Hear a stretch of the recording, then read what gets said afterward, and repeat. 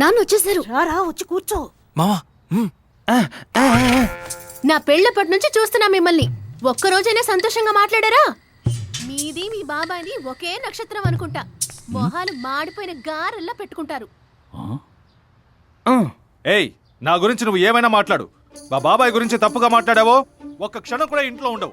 ఏ మీరు ఆయన తప్పుగా మాట్లాడొచ్చు గాని నేను మాట్లాడకూడదా? నే మాట్లాడతానే, రోజుకి 1000 సార్లు మాట్లాడతాను. కానీ వారి గురించి నువ్వు మాట్లాడడానికి నీకు ఏ హక్కు లేదు.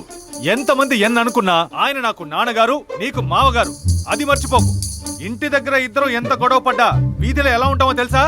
వారికి ఎదురుగా ఇంతవరకు తల పైకెత్తి నడవలేదు. దాని పేరే రక్త సంబంధం. హలో పవిత్ర, వర్కౌట్ అయ్యేలాగే ఉంది.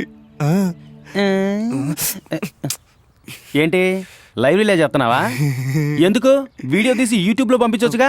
మీ బావతో పెద్ద వాయిస్ అని దాన్ని కాపీ కొట్టి ప్రాణం పోయడానికి అక్కడ కూడా మిమిక్రీ చేస్తా ఉంటే నువ్వు ఇక్కడ లవ్ చేస్తున్నావుట్రా? ఏ అంత ప్రేమ ఉన్నవారు వెళ్ళి ఆయనతోనే మాట్లాడొచ్చుగా. ఇప్పుడు నా నోరు ముయించడానికి నోటికొచ్చినట్టు మాట్లాడకండి. ఏయ్, ఏదో ఒక రోజు వారు నన్ను బాబు అని పిలవకపోతారా? నేను వారిని నాన్న అని పిలవకపోతానా?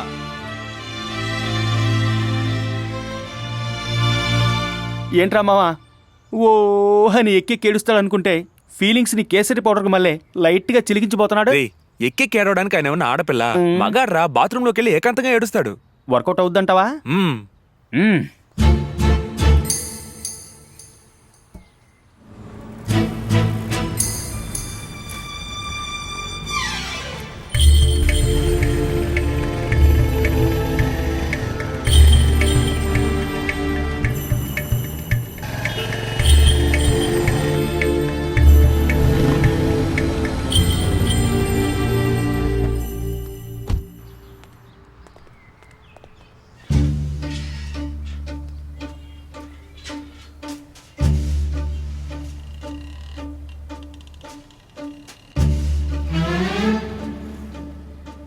నేనే వెళ్ళి మాట్లాడితే అవసరమైతే వాడే వచ్చి మాట్లాడతాడు.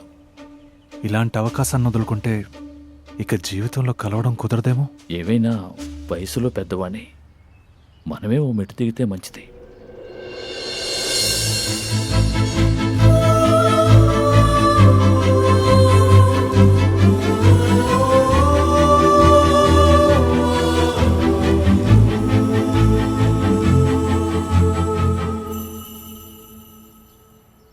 నన్ను క్షమించండి నాన్న.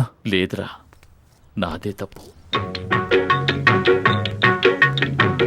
కలిసి ఉంటే కలదు సుఖం, వేరుబడితే తీరని దుఃఖం. చెడు బాధలు విన్నారంటే ఎవరికైనా తప్పదు కష్టం. కలిసి ఉంటే కలదు సుఖం, వేరుబడితే తీరని దుఃఖం. బాగున్నారా నాన్న? నువ్వు బాగున్నావు. బాగుందాక ఇక ఒకటే జాలి. ఈ ఇంటి నుంచి ఆ ఇంటికి పులుసుపోతుంది, ఆ ఇంటి నుంచి ఇంటికి రసం వస్తుంది. All happies.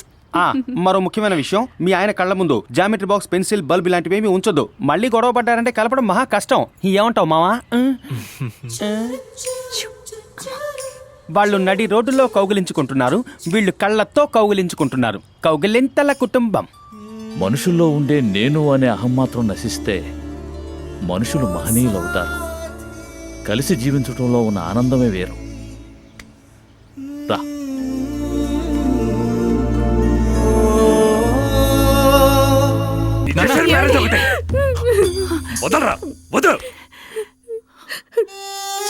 ఒప్పుకోరన్న భయంతో మీకు చెప్పలేదు నాన్న. మాట్లాడుకో.